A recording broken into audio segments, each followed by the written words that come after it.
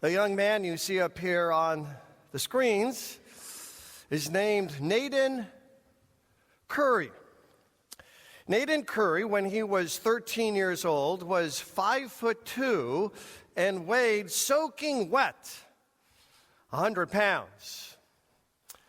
His mother worked in a hotel in Minneapolis, Minnesota, and lost her job as a hotel maid. So she had recently moved the family, looking for work, to Philadelphia, Pennsylvania. Earlier in the year 2000, Naden Curry's family had fled war-torn Liberia. So Naden Curry is a new kid living in inner-city Philly. His mother is a single parent who is an African immigrant looking for work in a hotel. Folks, these are the kinds of kids that bullies can spot from 1 billion miles away. And they did. They did. They spotted Naden Curry, and they had the time of their life. For 30 minutes, 7 teenagers in high school, that's 7 against 1, they shoved him down, they beat him, they kicked him, and they rubbed his face in dirt. And this would have gone on repeatedly every day after school, because that's the way bullies operate, if it hadn't been for the folly of one of the bullies. He filmed it all, and he posted it on YouTube. Not smart. The police watched it on YouTube, and those 7 bullies, they were thrown behind bars. A staffer at the national TV show called The View heard about Naden Curry's story and invited him onto the broadcast. Unbeknownst to Naden Curry, the producer of The View had also invited 3 members of the Philadelphia Eagles football team. One of them was all-pro wide receiver Deshaun Jackson. Now, I know he plays for the Washington Redskins now, but a few years ago, Deshaun played for the Philadelphia Eagles. And Deshaun Jackson said on a nationwide audience, "Naden, if you need anything, man, I'm here for you." And then in the presence of every bully in Philly, Deshaun Jackson gave Naden Curry his phone number. Remember that? Big point of the sermon. We'll get to this in about 19 minutes, I promise. But Deshaun Jackson gave Naden Curry his phone number. When a kid has an NFL player's phone number on speed dial, bullies think twice or 3 times before assaulting that kid. Well, you've got bullies, don't you? So do I. For most of us, the bullies kind of look like this, right? The bullies look so big and bad and mean and overwhelming. But our most serious bullies are of the spiritual and the emotional type, aren't they? But they certainly look like this. Big, mean, lean, green fighting machines. But we call them sin and shame and guilt and blame. And they corner us and they accuse us. And they love to rub our face in dirt. But behind these spiritual and emotional enemies would be the biggest bully on the block. And Jesus in John chapter 8, verse 44, this is the year of John, right? It's St. Michael. John 8:44, Jesus calls this big, mean bully a liar and the father of lies. Same verse, Jesus calls him a murderer. We call him devil and Satan, and he is running after us and chasing us with his seductions and half-lies and temptations and accusations. And so we run, don't we? Oh, man, we run, and then we keep on running. That's why God sent a man named John the Baptist, because you were not made to run through life. Let's take a look at this great gift God gives us in John the Baptist. 3 parts to unpacking today's gospel lesson. First, we want to look at John's mission. John has a mission to come to people like you and me who are so full of fear and trepidation, and our stomachs are churning and burning, and we've got John, and John's got a mission. And here it is. Last week, if you were here, we covered John 1:1-5. Now we go into John 1-6 and following. John, the gospel writer, writes about John the Baptist. Everybody got that? I don't want anybody to be confused. There are 2 Johns in today's sermon. John, the gospel writer, John, the disciple of Jesus, John, the beloved disciple of Jesus, and John the Baptist. And they're both called John. But John, the disciple, writes about John the Baptist, all right? And that's the man who was sent from God, John the Baptist. He came as a witness concerning that light, so that through him, that would be through the light, Jesus, all people might believe. 2 words are highlighted here, very important words in the 4th gospel. The first word is witness, witness. In fact, 14 times in John's gospel, John the Baptist is connected to this word, witness. And John the Baptist is the star witness in the 4th gospel. 14 times, John the Baptist gives a witness about Jesus. And John chapter 1, verse 29 is the classic witness, where John the Baptist says, "Behold the Lamb of God who is taking away," present participle, is taking away, even here, even now, is taking away all the sin of the world. And then there's the second word, believe, believe. Many of you have started this reading program through John's Gospel. If you haven't already, there are reading plans in the narthex, and you can get one right after worship today. But as you read through and study John's Gospel, you will see that the word believe is a key word. And you think, oh, I bet it occurs 40 times. No. Double that and then add 17. 97 times in 21 chapters, we have this word believe. To trust someone other than myself when the bully is after me.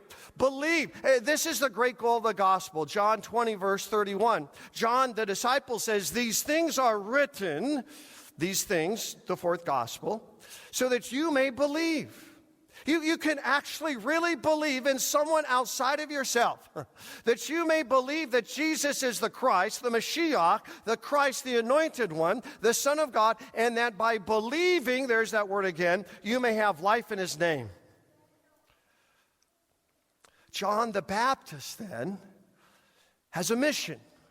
His mission is to witness so that you and I will believe. Believe when that enemy is chasing us and harassing us and wants to destroy us. And John's witness, so we believe, you can see up here in these 2 verses, would be regarding the light. The light. Who's the light? John 8, verse 12. Jesus says, "I am the light of the world." That's John's mission. John also has a message. We go on the next couple of verses. John's message is very clear. He himself was not the light. John the Baptist came only as a witness, there's that word again, to the light. The true light that gives light to every person, that's Jesus, was coming into the world. John has a message about the light. But John is not the light. Let me say that again. John has a message about the light, but John the Baptist is not the light. Well, we understand that. But the people in the first century didn't. Many people in the first century were putting John the Baptist and Jesus on the same level. John is not the light. In fact, this is so important that just in John chapter 1, we have John the Baptist continually defining himself as not being on the same level as Jesus. So again, we just looked at 1:8, he was not the light. In 1:20, John the Baptist said, I'm not the Messiah. Don't think of me as the Messiah. I'm not the Christ. I'm not even Elijah, he says in 1:21. I'm not the prophet. 1:27, John the Baptist says, I'm not worthy to untie his sandals. And my favorite verse in the fourth gospel, this puts it all together. John 3, verse 30. John the Baptist says of Jesus, he must increase, and I must decrease. When I am being harassed by Satan, when he is kicking me and hitting me and rubbing my face in all of my dirt, I look to all the wrong lights. And they're not bad lights. They might be good lights. They might be grand lights, but they're not the lights. I look to my job. I look to this church. I look to other people. I look to my accomplishments. I see in the future a vacation. But those aren't the light. There's only one light that can defeat my demons and my darkness. And John says, that light is the light of the world.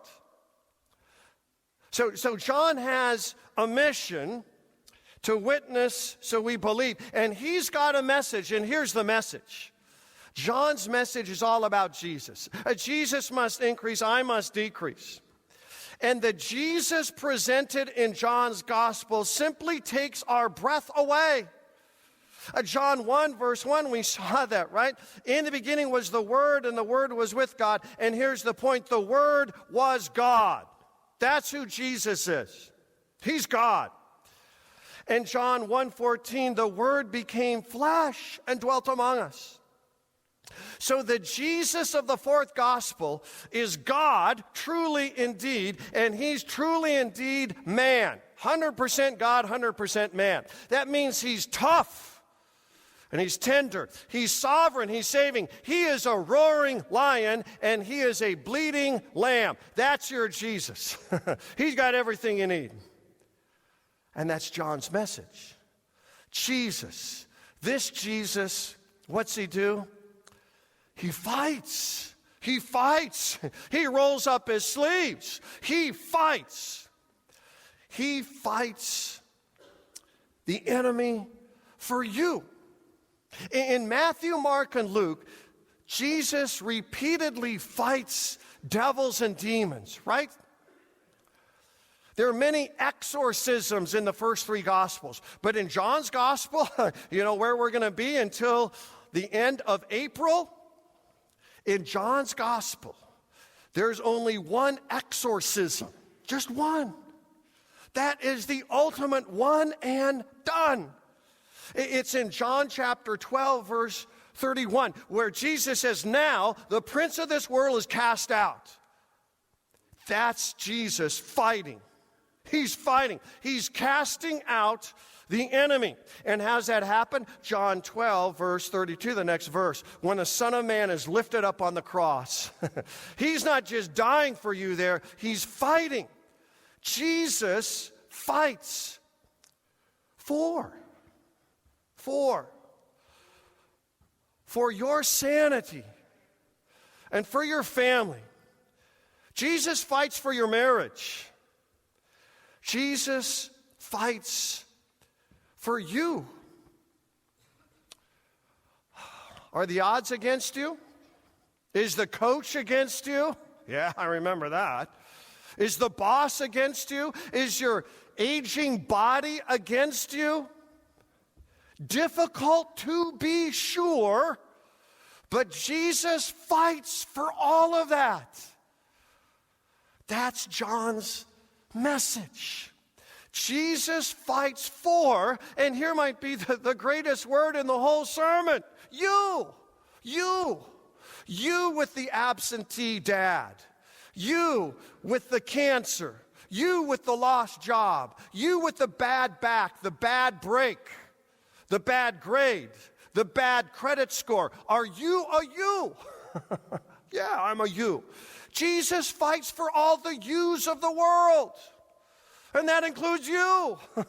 Jesus fights the devil for you. Jesus defeats the devil for you, and the day is coming when Jesus will destroy the devil for you. What a message. What a message. But there's a mandate as well. John has a mission to witness, so we believe. John certainly has a remarkable message. Jesus fights for the yous of the world. And because that's so important, John has a mandate. There's a mandate. We pick it up in John 1:15. John witnesses, there's that word again, concerning him, that's Jesus. John the Baptist cries out saying, "This was he of whom I said, he who comes after me has surpassed me because he was before me." Note these two words, witnesses and cries out. These are present tense verbs, and that's the mandate. This mission and this message is so important that John must keep on witnessing. He must keep crying out. John keeps witnessing and crying out, saying that Jesus has surpassed me because he was before me. That's the point, remember? Some people were putting John and Jesus on the same level, and John says, wrong. Just because I'm physically, bodily older than Jesus, right, by about 6 months, don't let that mistake my identity for you. This Jesus has surpassed me. He was before me because, you see, he was in the beginning with God, and he, in fact, is God. That's the point. And here's the bigger point in the fourth gospel. Jesus is not only greater than John. In John chapter 4, Jesus is greater than Jacob. And in John chapter 5, Jesus is greater than Moses. And in John chapter 8, Jesus is greater than Abraham. And here's the biggest point and the most important verse in the whole fourth gospel. Ready?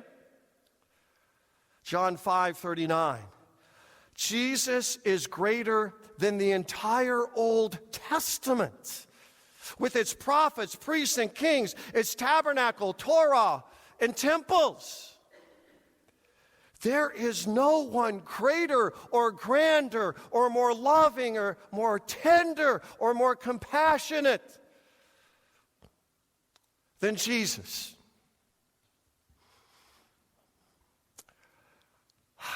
Many of you know that my wife and I are cat people. We've got 2 cats named Frog and Ribbit. But back in the day, we were dog people. And when we lived in St. Louis, we had the cutest beagle dog named Howard. Howard. Oh, Howard. Howard could run. Oh my, could Howard run. I would take Howard running with me around Forest Park in St. Louis, 8-mile track. Howard could do that like nobody's business. Problem. Howard liked to run so much that Howard would run away repeatedly. One particular hot, muggy August day in St. Louis, Howard was running away again. And I was running after him again. And I caught up to Howard within about 10 yards. And Howard stopped dead in his tracks. And our eyes locked upon each other. And Howard had a moral choice at that point. Howard could obey the voice of the master, or Howard could keep on running. What did Howard do? You guessed it. Howard kept on running. So do you, don't you? You really do. Be honest.